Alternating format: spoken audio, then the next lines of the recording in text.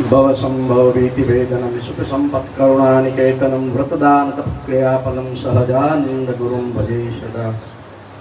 मर्यादा पुरुषोत्तम श्री रामचंद्रजी भगवानना पटांगणમાં બિરાજમાન એવા પૂર્ણ પુરુષોત્તમ શ્રી સ્વામિનારાયણ ભગવાન તથા એમનું અપર સ્વરૂપ એવા આપણા સર્વના ગુરુ એવા શ્રી આચાર્ય મહારાજ શ્રી તથા 108 શ્રી ભાવી આચાર્ય શ્રી લાલજી મહારાજ શ્રી તથા સદગુરુ સંતો તથા જયરામ બાપાના આમંત્રણને માન આપીને પધારેલા દરેક હરિભક્તો ભાઈઓ તથા બહેનો, જય સ્વામિનારાયણ.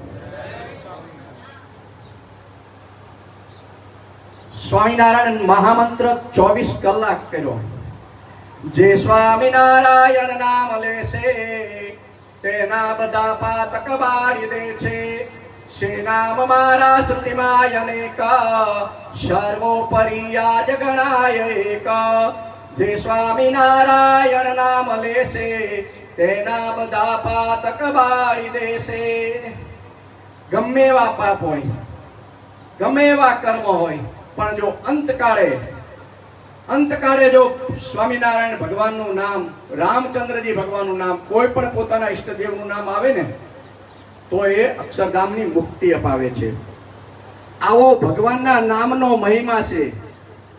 તુલસીદાસે કીધું છે કે કલિયુગ કેવલ નામ યાધારા, સુમરી સુમરી ઉતર ભવ પારા. કળિયુગ છે ને, કળિયુગમાં ભગવાનના નામથી મોક્ષ થાય છે. સતયુગ, દ્વાપર, ત્રેતા યુગમાં તો તપ કરતા, વ્રત કરતા, યજ્ઞો કરતા, અને અત્યારે જો મોક્ષ લેવો હોય ને તો બેઠા કાંઈ નહીં, મફતમાં છે. રામ નામ, સ્વામિનારાયણ, જેને ઈષ્ટદેવ હોય એનું નામ લેવું, આ એક જ મોક્ષ માર્ગની નિષ્કરણી છે કળિયુગની અંદર. આવું 24 કલાકનો જપ યજ્ઞ કર્યો. ધન્યવાદ દેવાય જયરામ બાપાને કે આવા વિચાર આવ્યા. આવા વિચાર ક્યારે આવે? એમના નથી આવતા. ઘણા કરોડપતિ ને લાખોપતિ છે, પણ જેની સંપત્તિ ભાઈઓ ભક્તો કઈક નીતિની હશે, કઈક ધર્મની હશે, ત્યારે આવા મનમાં વિચાર આવે. ન કે આવા વિચાર ન આવે. વિચાર આવે પણ તોય જો પરિવારનો સંબંધ થાય ને તો આપણો વિચાર એ ધૂળમાં થઈ જાય. પણ આમાં જયારે જયરામ બાપા એમનો પરિવાર બધો એકમત થઈને સંબંધ થયા ને ત્યારે આ મેદની આજ બેઠી છે. અહીં એમને આમ નથી બેઠી. જો જયરામ બાપાનો પરિશ્રમ કેટલો છે. આ મંદિરો બનાવેલા ખડા પગે, ઊભા પગે. હું તો આવતો અવારનવાર અહીં. તડકો ટાઢ કઈ નહીં જોવાનું. 100 વરા પૂરા થવા આવ્યા છે લગભગ, બાકી નહીં હોય. 4 પેઢી તો હમણાં ભેગી ડિસ્કો લેતા હતા અહીંયા.